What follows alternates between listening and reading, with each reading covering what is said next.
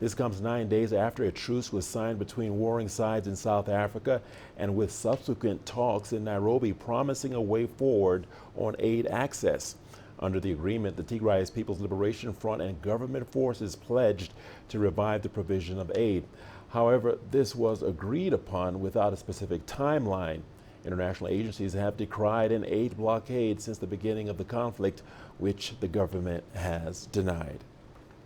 When the deal was signed, there was a lot of optimism, right? But given what we've seen after the deal was signed in Pretoria, that has shifted a little bit from optimism to cautious optimism, because with every deal where both parties have a lot of anger within their ranks, there's always a risk, for things to spiral out of control.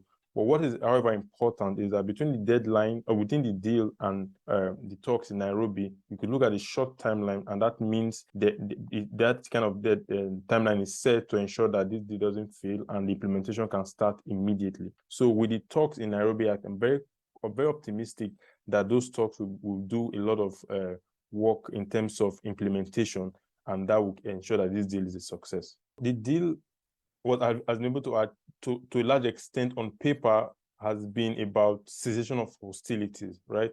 And of course, with the news we've seen and reports we've read, there's still some skirmishes here and there, but overall, it is the implementation that is the main issue now. And then the Nairobi talks are central to the implementation.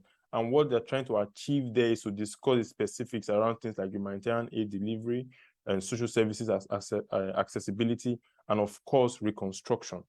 And those are both short-term and long-term goals that parties can achieve. But I think a lot of that will require a lot of political will and sustaining the momentum that have been building up since the deal in Pretoria was signed.